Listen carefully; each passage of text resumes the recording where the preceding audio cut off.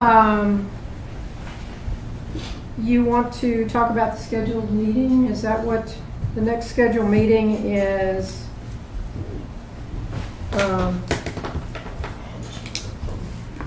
August 17th. August, where is it?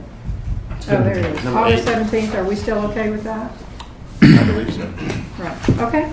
Very good. Any other comments around the table?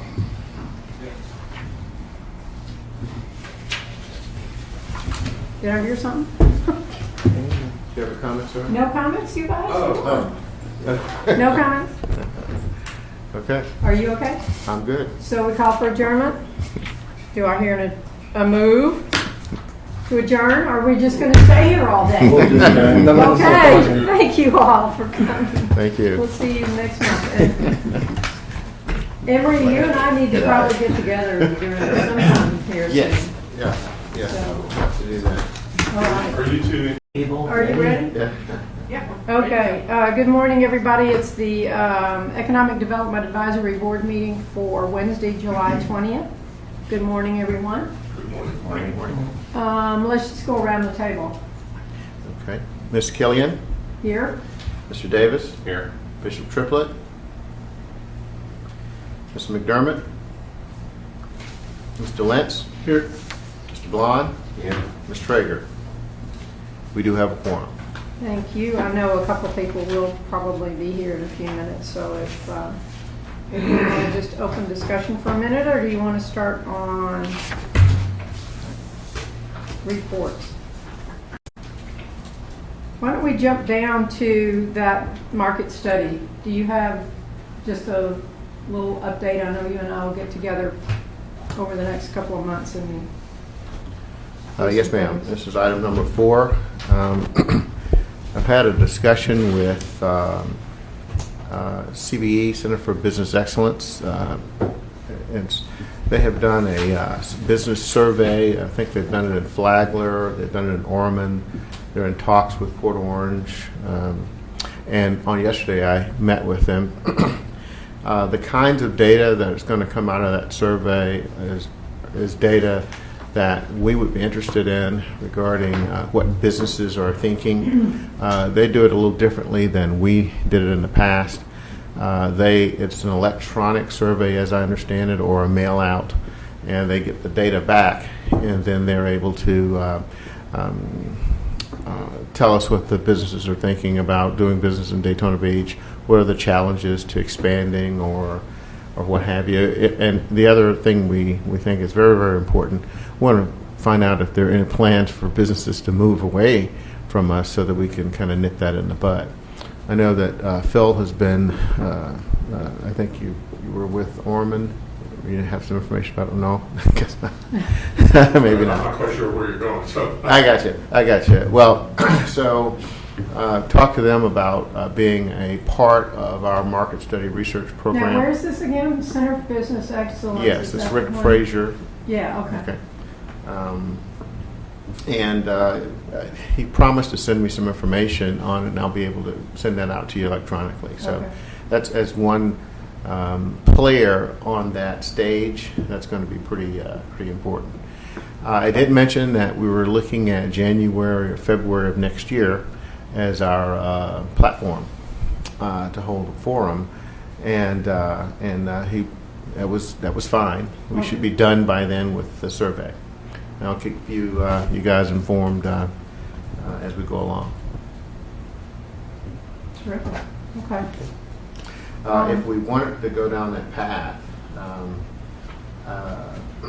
would you like me to bring back some dates in January and February for the next meeting? Definitely, yeah, so that we at least can start getting on, some calendars and Yes. decide which way to go. Got it. And then if any of the board members have any suggestions as to the actual agenda, we will probably go with similar to what we have done in the past.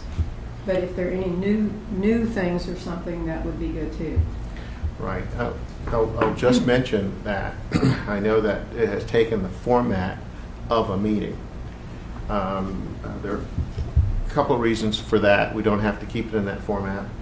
One is to publicly announce and recognize each one of the board members when we do our roll call. Absent that, once we do the opening and the roll call, absent that, we don't have anything more other than a closing by whoever is the chairman. So I don't think we don't have, it's not really a meeting, but it is a meeting. Well, and I think I said this before, what I want is, good morning, sir. Morning. What I would really like for this to be is more of an open forum and people understanding that they can come and they're going to really get a lot of nice information instead of an actual economic board meeting, you know. So. We'll have some more discussion. Okay, gotcha. Yeah, if you can start getting a few dates that are possible. Sure. Yeah, one of the good things about that is if those dates are out there early enough, it helps everybody schedule here. Right. Well, Bishop Triplett is here, so I was kind of waiting around for a few more people. Let's jump back up to item 3. And Mr. Erlinger? I have to look, put my glasses on. Good morning. Good morning. Simplest way I put out to everybody, we've got our new business center on the little flyer. It'll be open probably later this week, earlier next week. It's just a question of getting the floor cleaned and I'm getting some balloons or something. But it really came out pretty nice. It's out of the concourse. It's got facilities for 12 people to sit down and comfortably work their laptops.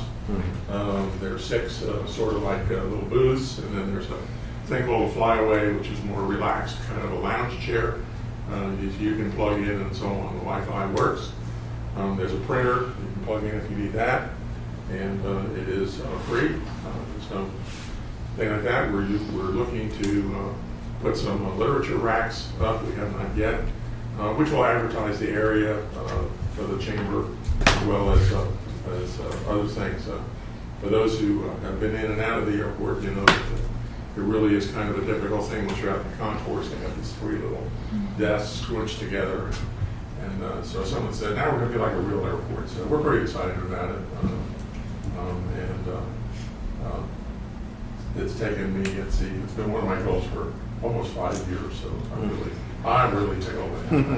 That's great. That's great. So we finally got that going. I also handed out and passed out to you.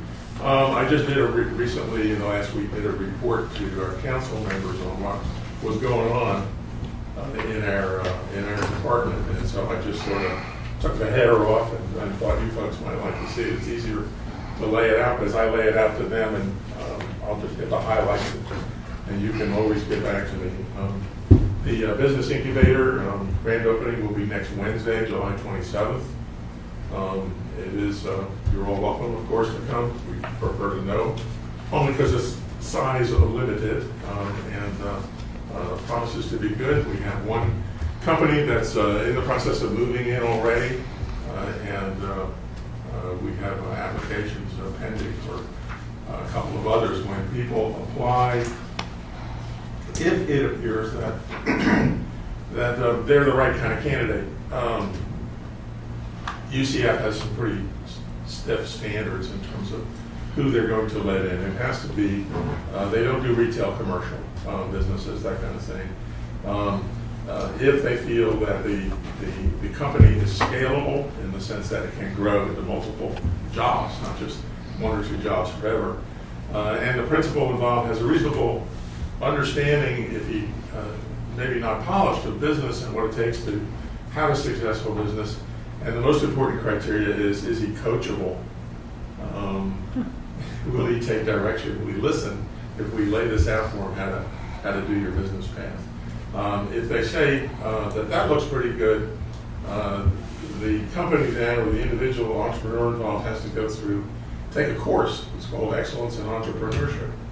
And it's a 7-night course, not necessarily 7 weeks, but it's about 4 or 5 weeks. And they have to go through this, attend all the sessions, which really is to find out and get people to understand what is involved in owning a business and operating a business, and taking an idea and making it successful. If they do that, they do the course, they've gone through that initial interview process, then they make a presentation with their business plan. They should have to have a business plan by then. They make a presentation to the Incubator Advisory Board, and they get accepted or not, as the case may be. So it's a slow process. Not everybody's. It's not just a cheap office rent, because it's not cheap. And but the idea is to create success.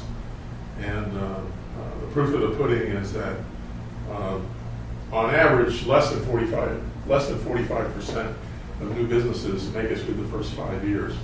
The UCF program is 87% are still in business after 5 years, so Wow. almost double, and over 80%, actually 84%, stay in the area.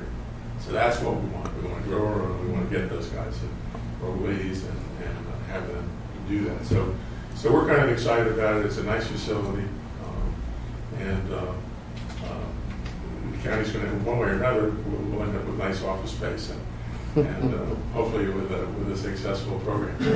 So UCF is there. Come on out and take a look. See, if you can't make it that day, we're happy to give you a tour on your own, as the case may be.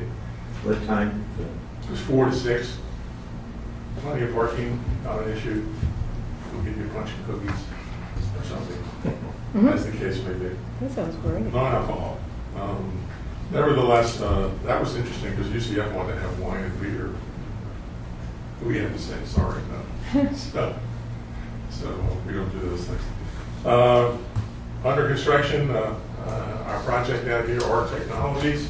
The walls are up and they're moving along. That's out on the Mason Evident extension. They expect to be open early next spring. Looking at about 30 employees. Originally, he was planning 45 employees, but he has upgraded the kinds of equipment that he's putting in. It's more computerized, so he actually doesn't need as many. And that's a sign of the times, I'm afraid. It's unfortunate, but as people do upgrade their equipment, they don't need quite as many people. Setback, they built a big building out at 65,000 feet. On the lane crossings, they're about ready to put the walls up probably sometime in the next 2 weeks. So that'll be good as well. The ongoing, Emery's aware, we've been working very closely together. Ocean Design, you remember Ocean Design, we had that building out on Williamson. Ocean Design got purchased by Teledyne, so it was Teledyne ODI, but now they're changing their name to Teledyne Oil and Gas. They have a facility in New Hampshire, Seabrook, New Hampshire, they want to expand, and they want to expand here. So the goal is, and we met a week or so ago, last meeting was with their chief financial officer, he would like to get the New Hampshire facility consolidated with the expansion here. They're going to build a new 50,000 square foot building adjacent to the next parcel over from where they are on Williamson, which would have 100 to 125 people, average salary probably close to 100,000 a year. And it would be the world headquarters for Teledyne Oil and Gas Research and Development. So they have 300 people now. We certainly don't want them. We don't think they're going to move, but we really would. We really don't want that headquarters facility to go to New Hampshire. They have a choice, and they want to expand this one. They want to expand this one. Do they go here? Do they go there? I think the CFO is pretty positive between what the city, and that will come into Emery's ballpark again in terms of tax abatement for the new building, if they go to do that. And we put together a package of incentives for existing and new employees, as well as job training, that could be as high as $1.4 million for them. And that's a pretty attractive package. I'm not picking on New Hampshire, I don't know what dollars they're coming up with, but New Hampshire advertises their economic development is move to New Hampshire, we give you a cow. Yeah. Seriously, that's their That's their ad. They have very low utility rates, and they have a lot to offer other than sunshine. So we're working on that, and I think we stand so far. Nothing's in the calf's not in the barn, but so far I think the response has been very positive toward the expansion. That would leave them. If you're familiar with the site, Tom, as you come just to the south of where their building is, there's a road that goes in toward Cairns Way, and then there's some open area, and then there's a big ditch. Now they can bridge the ditch covered over, which their plan would be to use for parking, and then their new building would be to the south of that. They have room, actually, to the south of their existing building to add on about another 50,000 feet. But it really isn't quite enough for what they want to do. So by going to the new building on the other side gives them not only the option of having a whole new headquarters building there, but also gives them still expansion space for the existing plant. So they're doing really well. Teledyne Oil and Gas, as such, is continually expanding new facilities. They have a new facility. Where was it? Malaysia. Malaysia, they're opening up one in Malaysia, they're opening up another one in South America. And this would be a consolidation of all the research and development. So that's pretty exciting, and we're moving on that. Since nobody plays golf, I'm not sure we share with others. You may recall that the city and the county, along with the chamber, and the business community, kicked in $100,000 to support the LPGA Futures Tour. Futures Tour, the younger ladies who want to get their regular tour cards. Part of that was that we would use it to promote economic development. The first tournament is in Syracuse, New York next week. The Futures Tournament. We put together the recruiting side of it, which was developing a list of about 300 companies that fit our targeted industries and fit our parameters and size that we've had most success with, and doing a telephone campaign to them to see, primarily to qualify them, see if they were interested in expansion, relocation, learning about Volusia County, and learning about Florida. When we were satisfied that we had boiled that list down to a reasonable number that really were interested, then we invited them to participate in the Pro-Am event at the tour, at the golf tournament. So of that, we have five companies that have expressed interest. Through that, we have four that are playing in the 4 teams in the Pro-Am event, 2 on Wednesday, 2 on Thursday. The way we have set it up is that my staff will be there to check them in, have breakfast and lunch with them, and basically give them an overview. We're not playing golf, but we asked the community to put together, particularly the chamber, put together some volunteer ambassadors, people from the community who would go up and play golf with these folks while they're on the tour. So the idea is we get them when they get there, the ambassadors play golf with them, and then we woo them again afterwards. So Larry McKinney, president of the chamber, Rick Frazier, president of the workforce, they're volunteered. They're going up on their own nickel to do it. We're not paying for anything. I mean, government funds are not being used for that. And so we're pretty excited about it because they get to play 2 rounds of golf, and as the case may be. So it's something that's never been done. We don't have any idea how successful it would be, but we think it's certainly worth not only supporting our tour and supporting the home of the LPGA here, which is part of our goal. And Thomas, you were part of that to make sure that we do support it. So the next tournament we'll be doing will be in Albany, New York, in the beginning of September, and hopefully have a little bit more time, maybe be able to do a little better job. So we'll see what's going on. So by the next meeting, we'll be able to report to you on what's going on there. Listed a couple things we're working on as far as projects. Only one there came from interested as far as was Enterprise Florida was involved in it. The Airport Advisory Committee is off and running. This is an initiative that we started that's figuring that we have 5 public use airports in the county. They've never gotten together to pool their resources to go market Volusia County as a destination for aviation and avionics, aviation-related businesses. I mean, there's industrial sites in New Smyrna, there's industrial sites in Ormond and in DeLand, and to a lesser degree at our own Daytona Beach International.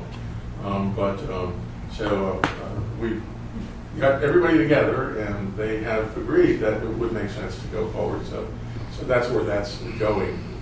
It's sort of at the early stages, and the rest you can read about. I'll shut up at this point unless you have any questions. Questions around the table? I just have one thought, and this is probably going to stir up something, but on the airport, and when you're trying to get larger companies or whatever to come here, is the airport and the flights that we have now and the type of transportation in and out of here a problem for like a Teledyne who's going to be bringing their hopefully bringing their people here, because we still hear how hard it is to get out of Daytona. You know, expense-wise, having to go to Atlanta first, you know what I mean? Mm-hmm. There are some people who want to be within a reasonable strike, you know, but you're within 45 minutes of Orlando for the people who want the direct flights. The airline industry has got its own issues at the moment, and you know, it wasn't the fact that the flights from Continental flights from Daytona to Newark were not full. They were better than 95% occupied the entire time in the history that they've been here. It's been a very profitable run. But that airplane has to go other places. And it's not just that one flight to Newark and back again. They've got to keep that route, and the rest of the route was not profitable. That's why they pulled. So you've got to look at how the airlines are looking at, I don't know how many flights there are, commercial flights. I can't even guess every day in the United States. Anybody want to make a guess? Thousands. Thousands. Yeah. Do you know how many commercial airliners there are in the United States? 2,400. That's all. It's really astonishing when you think about it. How can they run all these flights with so few airplanes? You would think of that, but that's because those airplanes don't stop. They're moving all the time. They go from here to there, whatever. And that's why sometimes the system backs up when, it's raining in Flint or snowing in Flint, Michigan, and that backs the whole system up going all the way through because of those issues. So we're working now. They're working now with American for a connection to Miami, which would allow again, it's a hub, but it allows you to go to a lot of places, going west or go south if you want to from Miami. Delta is considering nonstop to LaGuardia. That would be great. That would be great, but we have no idea what and when. It's very difficult. They're very nervous. Fuel costs, when the fuel has bounced around, has really created problems. Although Delta's done a good job in lowering the fares from Daytona. I mean, if you actually compare it now, you're better off flying from Daytona on Delta than you are driving to Orlando. It doesn't pay. They've done a good job, and as a result, their occupancy's gone up. So, would it be great? Yeah, it would, but we can't plan on that's going to happen because, there's all those other little airports out there saying, pick me too, as well. So, it hasn't been a problem. As long as Orlando is there, it's going to make a difference to some people. There are some people that say they don't have a problem at all. Okay. Well, thank you. I just know it's something that's always kind of talked about with the larger companies, and flying around. And so, any other questions? Phil? We're okay? Thank you very much. You always give such a nice report. Team Volusia is not here today, I guess. So I can't tell you that. Can you tell us a few things? Well, Helen Coffin's in Chicago. Okay. At an Enterprise Florida Site Selectors networking event. Enterprise Florida holds 4 of those a year. And so this year we split them up, that they would do 2 and we did 2. And so she's off with that. They run a very good event. The way the events work is they're limited to about a dozen communities or economic development organizations. And then they put together about a dozen site selectors. So they each, and then they sort of rotate around. So everybody gets to visit with everybody. Everybody gets to sort of do a pitch on their community. They have a dinner, and then they usually go to a baseball game or something.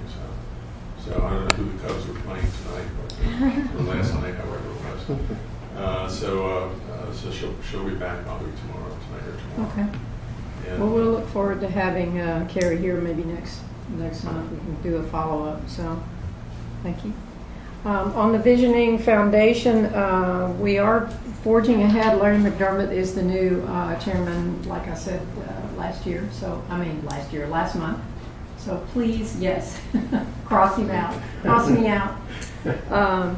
But the vision is going forward with a couple of initiatives, especially with local health care and medical issues for the part of our population. I guess the Jesus group takes care of some of this, but we're looking to see if there's something that the Vision Foundation itself can do, and we're doing quite a bit of research on it. A couple of the members are very involved in it, and we're looking to see what we can do within this community for those in-between type folks who are uninsured, the working uninsured. And that's one of our initiatives right now, among a number of other things. So we keep forging ahead. We have a very active board. The people are very excited and really trying to follow the vision, and we'll probably have to give a report to the City Commission fairly soon on where we are right now. So, any other questions there? Okay, Larry will be here next month, I'm sure. I guess we jump down to number 5, old business. Do we have any old business? We talked about the market study workshop. Okay. In new business, we have ad valorem incentive for business expansion number 1. Is that part of the people? Yes, you. No, that's not. I'm not sure. It's part of the folks who were in the audience this morning? I don't think so. But business expansion number 1 is actually Teledyne, ODI, oil and gas, as Phil talked about earlier. He gave a very good report there, so I don't need to add very much. They mentioned Malaysia, and they also mentioned some other place, and I can't remember what the other place they were talking about, making an expansion in. I can't remember.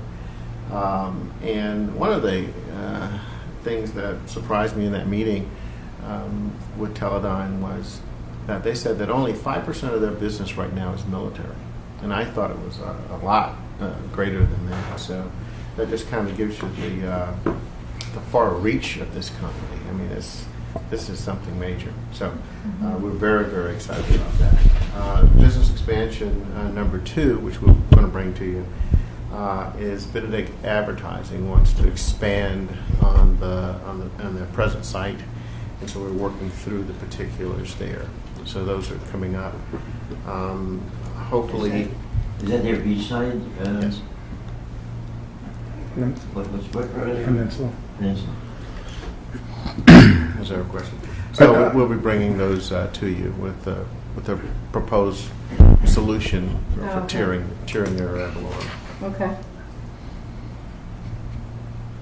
Anybody else? Comments? Questions? Okay. Citizens' comments? What was the cross street, the east-west street that you were talking about, that last item? Teledyne? I'm sorry, Oh. Benedict Advertising? Right, I'll have to look on. for the area? I'll have to the look property? on. I'll have to look on the application. I didn't present that today.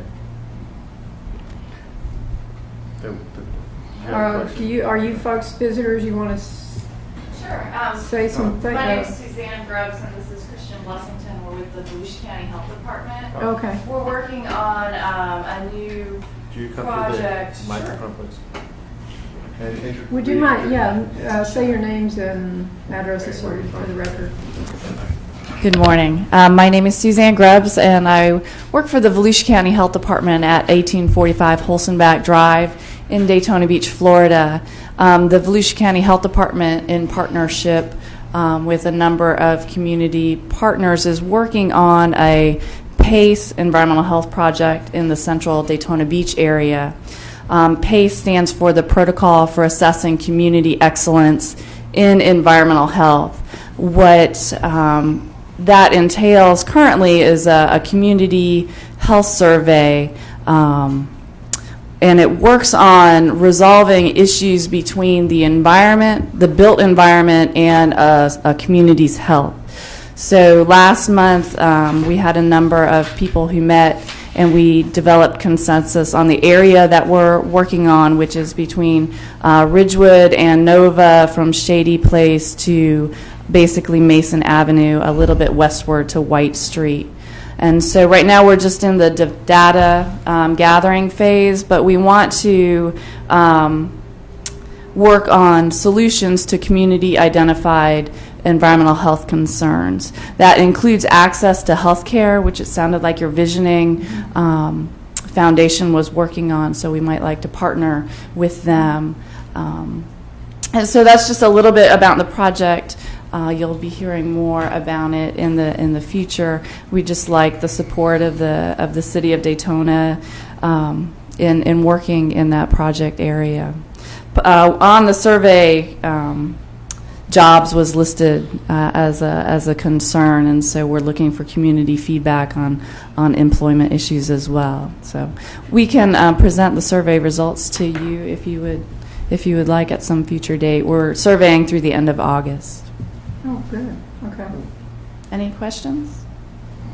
Thank you. I would like to get more information if you've got cards and stuff like that, and I can pass it on to our vision folks who are Great. And maybe you could get into some conversations. Thank you. I appreciate it. I was going to request if you have something in electronic form, I could send it out to the board. Sure, absolutely, absolutely. We have a brochure and a small PowerPoint presentation as well. I'll get you my information. Great, thank you so much. Thank you. Thank you for coming. Any other citizens' comments? Well, seeing as I wasn't here on time, I don't want to comment. That's okay. Come right on up. Comment on something that might have already been, That's okay. Come on up. You have to come to the podium. well, it's not a lot. Well, when I came here, What's your name? Judy Childs. Okay. I live in the historic district, just south of the downtown businesses. And when I first came to Daytona, I saw that it was kind of like a ghost town, and it's really picked up speed since then. But I am concerned about the economics of the time that we're dealing with right now. I go over to Seabreeze and I see 23 entities empty, and I don't want the same thing to happen to our downtown and Main Street and A1A, because I just don't want to live in a ghost town again. Like I came from Sanford. Sanford stayed a ghost town for 40 years till I just gave up. But so since I didn't come to the beginning of the meeting, I apologize. I would have loved to hear it, but I was detained with phone calls too. So are you going to have a summary of your talk on this, like in electronic form? We'll be glad to give you one of these handouts. Okay, what you discussed? Yeah. Okay. Happy to. Thank you. Thank you for coming. Come anytime. That's what I handed out to the I board. appreciate it. All right.